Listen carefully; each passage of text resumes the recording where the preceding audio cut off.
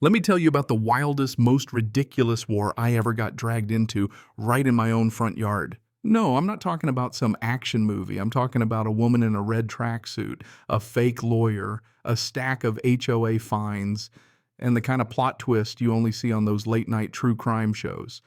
And yeah, it all started because I dared to lean on my shovel for 5 seconds in the Georgia heat. So picture this, I'm new in town, just moved into a place, I busted my whole career, for finally landed the job as chief of police. And all I wanted that first weekend was to get the yard fixed up before the summer sun turned everything to concrete. There I am, muddy boots, sweat-soaked shirt, old pants, just a guy trying to be a homeowner. I'd spent 2 hours digging a trench for a French drain, hands blistered back, screaming, leaning on my shovel to catch my breath and feel just a little proud of what I'd done. That's when I heard her. "Hey, you landscaper, my tax dollars don't pay for you to lean on that shovel." I thought she was joking. Nope. Across the street stands this woman, probably in her 50s, poured into a cherry red tracksuit like she was going jogging but only made it to the end of her sidewalk. Hands on hips, scowl that could peel paint. I literally looked over my shoulder like, "You talking to me? Who else would I be talking to?" She screeches, coming closer.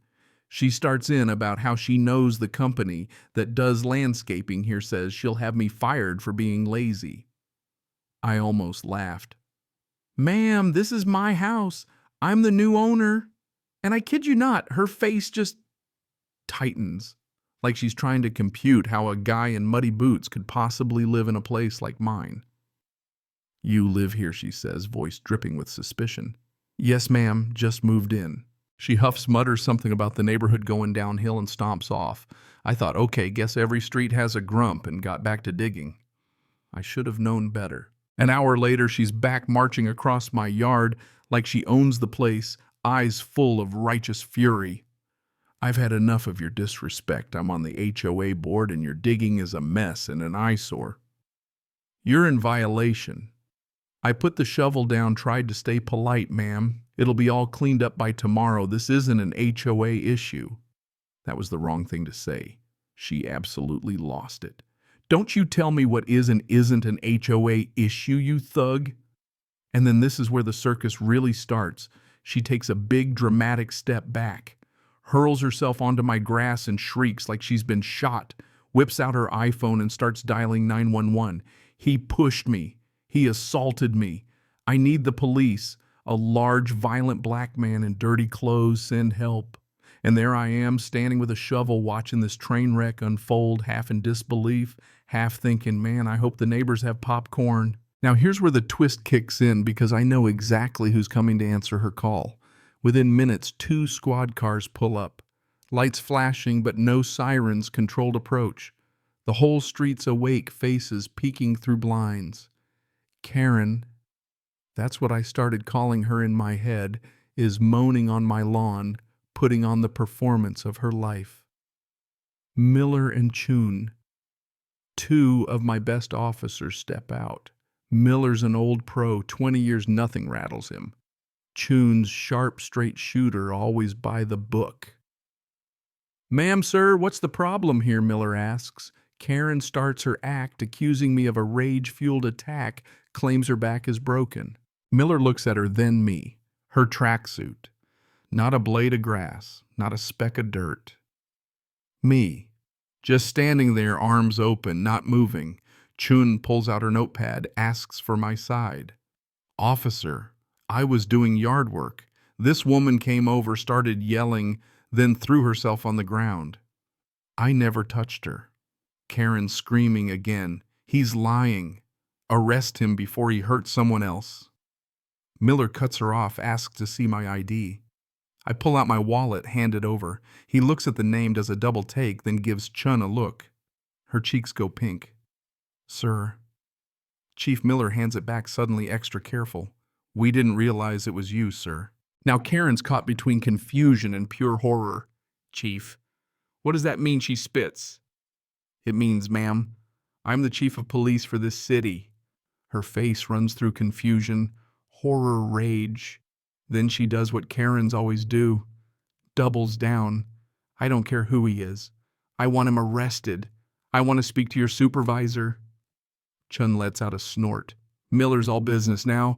His supervisor is the city manager, ma'am. Right now you have two choices. Go back to your house and forget this ever happened or get arrested for filing a false report. She storms off hissing, "You haven't heard the last of this. I have a lawyer, and I thought surely this was the end." But folks like her, they don't just give up. A few days later, I get a letter, certified mail, fancy law office letterhead. Law offices of Franklin Thorne and Associates. This thing is so over the top. It's almost funny accusing me of power abuse, witness intimidation, emotional distress. Demands, apologize. In the local newspaper fund, a community healing seminar. With Karen as keynote speaker, create a permanent no police presence zone around her house and step down as chief of police until an independent investigation is done. The kicker. The lawyer Franklin Thorne is nowhere in the state bar directory. I checked the address, fancy downtown tower, but the building manager has never heard of him. A little digging and boom. Karen's son Franklin, a law school dropout living in her basement, is the fake Esquire. He printed the letters himself. The whole legal assault was a family affair straight out of a sitcom. Now my family, well, we take this stuff seriously. My sister Maya, an investigative journalist, and my dad, a retired judge. They become my war counsel. We start building a case. Maya digs into Karen's past, multiple towns, different names, always stirring up trouble, accounting scandals, fence lawsuits, you name it. My dad, meanwhile, keeps me steady, reminds me if I fight back the wrong way, I become the villain. Let them come to you, son. Document everything. And boy, did Karen oblige. When her legal stunt fizzled, she went full smear campaign whispers in the neighborhood Facebook posts about corrupt officials, hinting I'd bought my house with bribes. Even the classic car guy next door got pulled aside for warnings. She tried to make me a pariah. But I kept waving, smiling, mowing my grass, paying every ridiculous HOA fine she sent. $25 for a garden hose not coiled concentrically, $50 for a recycling bin, too close to the curb, $500 for installing security cameras, which, by the way, I installed to protect myself from her. I paid every fine with a polite note and kept a perfect paper trail. Al, my neighbor with the '68 Mustang, turned out to be my secret weapon. His garage camera caught her entire fake assault on day one, showed me nowhere near her. He handed over the footage on a USB. "I hate bullies," he said, and just like that, I had a real friend on the block. Maya, meanwhile, cracked the real case. Karen wasn't just a neighborhood menace. She was a former mob accountant's wife dumped into witness protection 15 years ago after her husband flipped on his syndicate bosses. Name changes, constant moving paranoia. It all made sense. And now she'd blown her cover in spectacular fashion.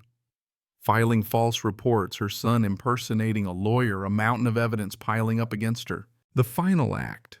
After I served notice of a real defamation lawsuit, thanks to my lawyer friends, she absolutely snapped. One night, cameras rolling, she tries to frame me for vandalism by smashing her own window with a rock, then calls 911 screaming that I tried to kill her. This time I have 2 camera angles, timestamps, audio, the works. When the feds got involved, because you can't have a protected witness committing felonies in broad daylight, the U.S. Marshals showed up. Calm, quiet, serious as a heart attack. "Ma'am, your protection is over." Karen and Franklin tried to posture, but the marshals weren't having it. "You're not a lawyer, son. And you, ma'am, you broke every rule in the book." Turns out she'd also endangered a girl from her husband's past, using her as leverage, hiding mob secrets in a safe deposit box. The feds took her away, probably straight to a black site where she could do no more harm. The aftermath. The HOA, suddenly minus its tyrant, voted Al in as president. First act, he burned her 300-page bylaw book in his driveway. Neighbors started waving again. Grass grew back. The whole nightmare faded away. I went back to being just a guy in muddy boots, fixing up his yard, grateful for a little peace and quiet. Sometimes I look back and wonder if I hadn't leaned on that shovel for a few seconds, would any of this have happened? One thing's for sure, karma doesn't always come with handcuffs or courtrooms. Sometimes it shows up as total erasure, a ghost story for the next HOA meeting. So what do you think, was that justice or just another kind of neighborhood legend? If you've ever tangled with an HOA or had a neighbor from hell, drop a comment. Let's hear your wildest story, and let's talk about what real justice looks like.